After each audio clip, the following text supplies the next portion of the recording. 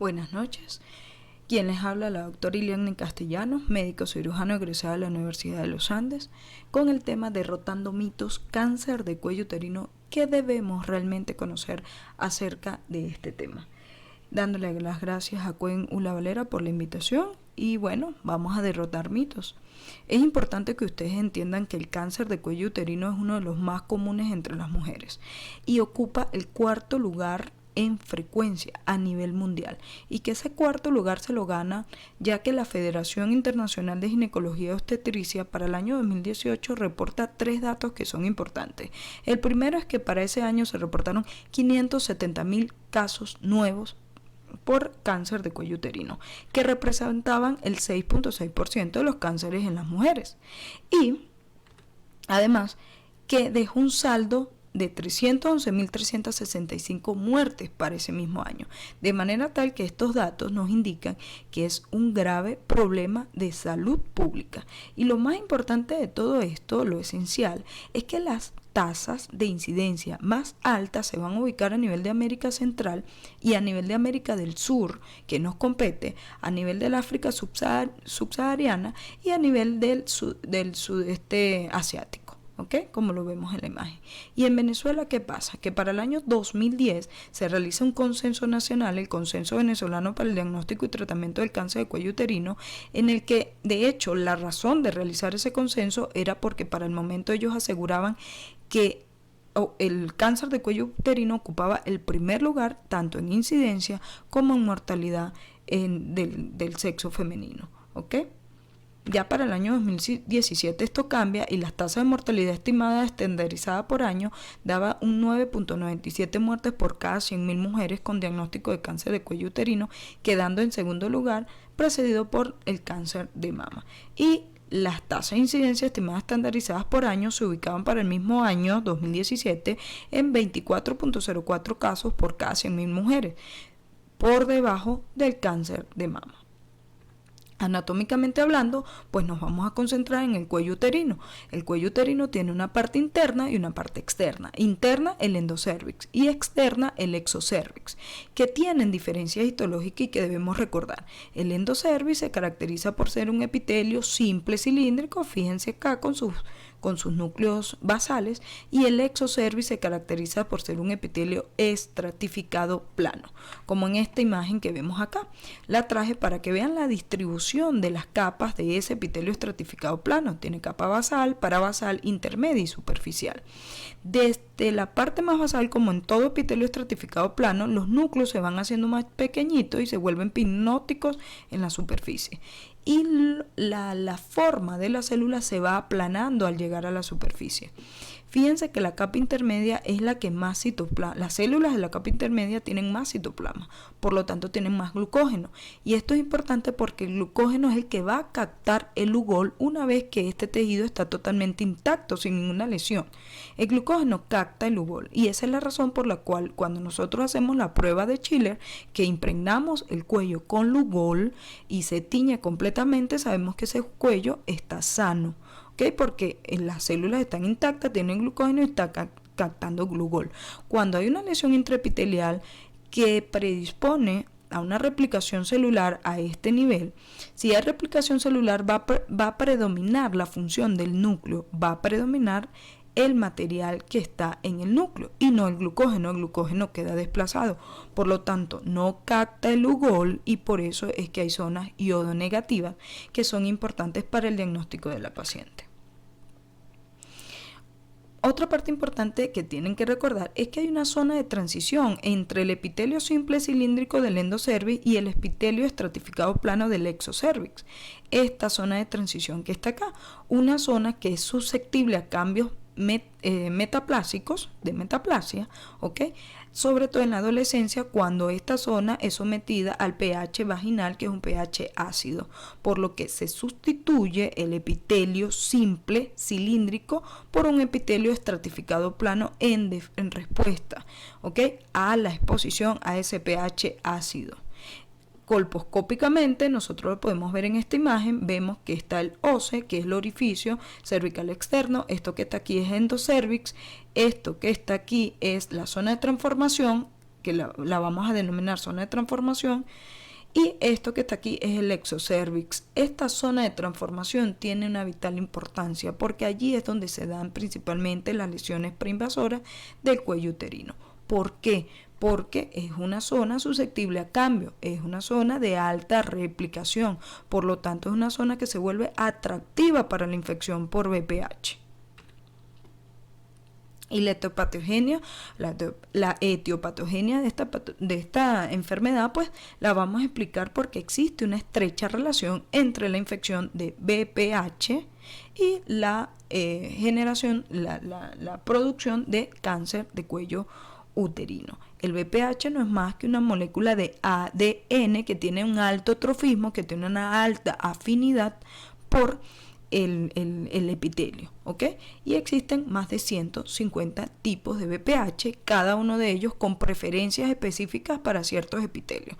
De esos 150 tipos, 40 aproximadamente, un poquito más, de esos 40 tienen afinidad por el epitelio que está en el tracto genital inferior. Y eso a su vez nosotros los dividimos dependiendo de la capacidad que tenga para generar neoplasias, ¿ok? Aquellos VPH que se han descrito pocas veces o que nunca se han descrito en un cáncer no invasivo o en un cáncer invasivo, pero que nunca se han descrito solamente pocas veces, los vamos a llamar VPH de bajo potencial oncogénico, y entre ellos tenemos dos que son prototipos, que es el VPH6 y el VPH11, que clínicamente se expresan con esto que es conocido como condiloma acuminado, y no son más que las verrugas típicas que coloquialmente decimos que dan el aspecto de coliflor, ¿ok? Cosa que no ocurre con aquellos VPH que se han identificado aunque sea una vez en una neoplasia intraepitelial de alto grado de malignidad. A eso le vamos a llamar VPH de alto potencial oncogénico, como lo son, esto es el prototipo, estos dos que están aquí son el prototipo, que es el VPH16 y el VPH18. De hecho, la Federación Internacional de Ginecología y Obstetricia asegura que de esos 530.000 casos que mencionamos anteriormente, que fueron los reportados en el año 2018, el 71% de ellos, en el 71% de ellos se identificaron estos tipos de VPH, el 16 y el 18, y en el otro 19% se identificaron estos que están acá, ¿ok? ¿Cuál es la expresión clínica de ellas? Puede ser asintomática, puede ser una expresión subclínica y presentar esto que tenemos acá. No los condilomas acuminados, sino es mucho más característico los condilomas planos, ¿ok? Como esta imagen que vemos acá, una paciente a la cual se le aplicó ácido acético al 5% y se ven lesiones satélites que sugieren que son condilomas planos, ¿ok? No son lesiones exofíticas como las que vemos en el condiloma acuminado, sino son condilomas planos que se logran ver una vez que nosotros colocamos el ácido acético. Y así como el Lugol es captado con el glucógeno, es importante que entiendan qué es lo que el ácido acético hace aquí para teñir zonas que son sugestivas de lesión preinvasora. ¿Qué es lo que hace? Que el ácido acético deshidrata la célula y coagula las proteínas. Si esta zona tiene una alta replicación, si son células de alta replicación, ¿qué es lo que más va a haber ahí? Proteínas, porque se están replicando, ¿ok? Entonces, ¿qué pasa? Que al colocar el ácido acético, ellos coagulan esas proteínas y dan una tinción blanca, y esto se llama lesiones acetoblancas, ¿ok? Es importante saber que la intensidad de ese color es directamente proporcional a la gravedad de la lesión que la paciente pudiera tener. Aquí tenemos otra lesión acetoblanca, como vemos acá. Y bueno, ahora el VPH es necesario, pero no es suficiente para el cáncer de cuello uterino. O sea que aparte de estudiar VPH, tengo que estudiar qué es lo que se necesita para que el VPH ya sea suficiente para generar el cáncer de cuello uterino. ¿Y por qué decimos que es necesario pero que no es suficiente? Eso se explica por la historia natural de la enfermedad, ¿ok? Y por estos datos que me expresan la mayoría de los estudios, que me afirman que el 70% de las infecciones por VPH desaparecen en un año y que el 91% de ellas desaparecen en 2 años. Ajá, entonces, si esto ocurre así, ¿cómo es entonces que tenemos tantos casos de cáncer de cuello uterino y una tasa alta de mortalidad de cuello uterino a nivel mundial? Además, muchachos, con estos datos, si a ustedes les llegaran a preguntar una paciente, doctor, ¿el VPH se podría curar? La respuesta siempre va a ser sí. El VPH se puede curar, porque fíjense que con estos datos nos quiere decir que en un paciente inmunocompetente el virus se puede autolimitar en la mayoría de los casos. ¿Ok? Ahora, hay factores que van a conllevar a que no remita clínicamente el paciente y persista la infección, y eso me conlleve a generar un cáncer de cuello uterino. ¿Cuáles van a ser esos factores que van a potenciar el VPH y que lo van a llevar a que genere un cáncer? Estos que están acá, principalmente los cofactores de adquisición, que son factores que predisponen para que adquieras el VPH. Una conducta sexual de riesgo con inicio de relaciones sexuales a una edad temprana, promiscuidad sexual, no utilización de métodos de barrera, y puede que tengas una sola pareja, pero que esa pareja sea promiscua. Y los otros cofactores son factores de progresión, es decir, ya el VPH está ahí, está infectando, y hay factores que van a predisponer a que ese VPH no se autolimite y siga generando lesión intraepitelial, hasta que llegan a ser un cáncer invasivo. Estos cofactores pueden ser virales, como la infección por cepas oncogénicas, como el VPH 16 y el 18. También depende de la respuesta inmune de cada individuo, de la susceptibilidad genética a la infección y de factores que son medioambientales, que son muy importantes porque los podemos modificar. Son factores modificables como el tabaquismo, el uso de anticonceptivos orales y la inmunosupresión, sobre todo cuando hay coexistencia de infección por VPH y VIH al mismo tiempo, o la coexistencia con otras enfermedades de transmisión sexual, infección por Clamidia trachomatis, etc. Bien, todo inicia con la infección por VPH, que por supuesto va precedida por un contacto sexual, ¿sí?, que permite que ese VPH, que ese virus, penetre en la zona de transformación y eso genere ya como el empoderamiento de ese VPH dentro de esa zona de transformación, con un periodo de incubación corto de 1 mes o largo de 8 meses para generar la primera lesión. Luego que genera la primera lesión hay un crecimiento activo del virus durante 3 a 6 meses, y si el paciente es inmunocompetente da una respuesta inmunitaria que en algunos casos pudiera ser adecuada como en otros no. En la mayoría de los casos va a ser adecuada y va a dar remisión clínica sostenida. El paciente se va a curar. Y en pocos casos, afortunadamente en pocos casos, pero lamentablemente puede persistir una enfermedad o ser recidivante, ¿ok? Y para nosotros entender el cáncer de cuello uterino tienen que manejar el concepto de lesión preinvasora de cuello uterino. Es una serie de lesiones intraepiteliales que no se les puede olvidar que son dentro del epitelio de la mucosa cervical, que no afectan la membrana basal y preceden a las neoplasias invasoras. Con esta imagen nosotros podemos explicar fácilmente qué es lo que ocurre. Fíjense que aquí tenemos un epitelio que está totalmente normal, sin ninguna alteración, pero vemos cómo la lesión preinvasora va ascendiendo, ¿verdad? Viene desde la capa basal hasta la capa más superficial, afectando el epitelio por tercios, ¿ok?, y llegando hasta un punto de cubrir todas las capas. Pero en el momento que cubre, que afecta todas las capas del epitelio, pero no atraviesa la membrana basal, seguimos ubicados en una lesión intraepitelial porque no toca la membrana basal. Una vez que toca la membrana basal, como ocurre aquí, pues ya se da lo que conocemos como cáncer de cuello uterino. En esta otra imagen también vemos la misma historia natural, pero esta otra imagen es interesante para que vean cómo puede pasar tanto tiempo para desarrollar un carcinoma invasor. Comienza con la infección de VPH que va afectando y genera una lesión intraepitelial de bajo grado.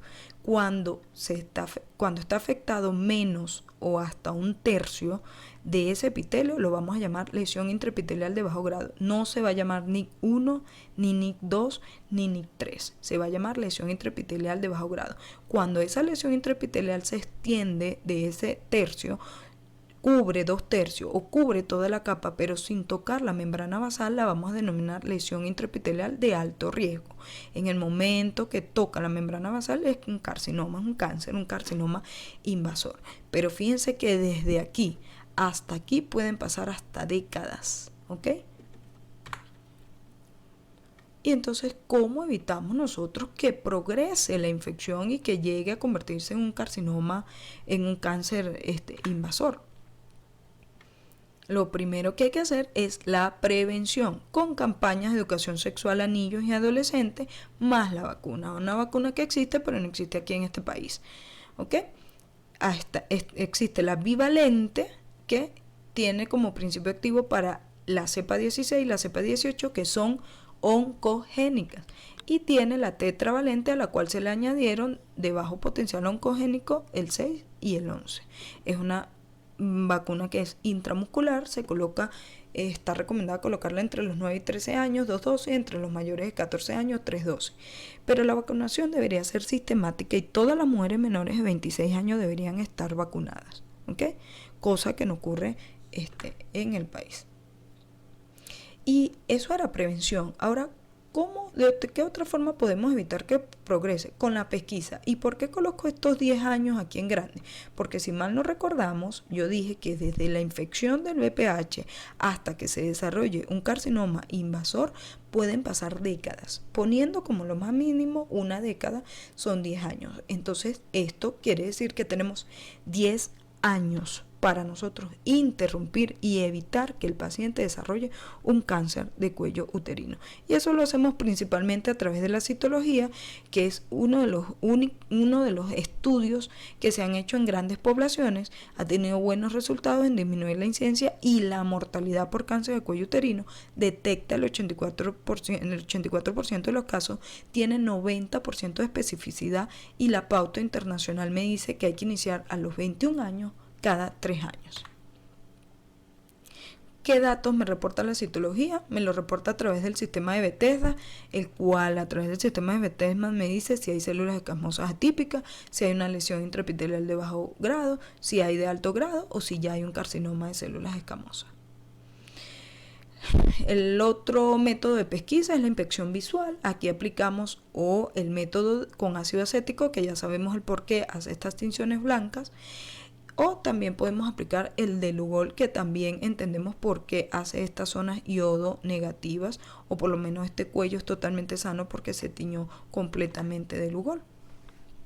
El 3 es la tipificación de VPH, ¿sí? Por pruebas especiales, conocida como co-test, porque tiene que incluir la citología. La tipificación de VPH tiene que ir de la mano con la citología. La OMS no recomienda la tipificación aparte, la tipificación sola, ¿ok? Debe ser con la citología. ¿Qué pasa? Que esta prueba es muy costosa porque lo hace por hibridación, etcétera, etcétera. Y es muy costosa, entonces aquí en el país muy poco se hace. Se utiliza más la rutina de hacer citología, colposcopia y realizar biopsia finalmente. Fíjense, la colposcopia es otro método de pesquisa, ¿ok? ¿Por qué? Porque aparte de que vamos a ver el resultado del uso de técnicas como el ácido acético o Lugol, podemos ver otras lesiones que sean más pequeñitas, puntiformes, entre otras, que no podamos ver con una inspección visual simple. Las directrices de la OEP, de la Organización Panamericana de la Salud y la Organización Mundial de la Salud, me dicen estos 5 factores. Lo principal es saber que la ruta citología colposcópica y biopsia, que es la que hacemos aquí, es larga y es costosa. Ellos proponen más bien hacer citología, una prueba de PBH específica y una inspección visual anual a mujeres mayores de 30 años, porque si esta ruta da negativa, la mujer vuelve a hacer seguimiento a los 3 o 5 años. ¿Okay? Ellos tienen su propuesta de tamizaje y tratamiento en aquellos países donde los recursos lo permitan. Ellos piden realizar la prueba de pH e inmediatamente hacer crioterapia, destruir la lesión con crioterapia, que es lo más económico. Y en países que tengan menos recursos, pues ellos lo que proponen es una visualización, una visualización directa, como lo que expliqué anteriormente, y si hay lesión, hacer crioterapia. Y en los países que tengan sistemas eficientes de tamizaje con citología, colposcopia y biopsia, pues ellos aconsejan no hacer cambios. Más que conocer el tratamiento específico, en el caso de ustedes, que la mayoría son estudiantes, lo importante es que ustedes entiendan esto y nos ayuden con esto.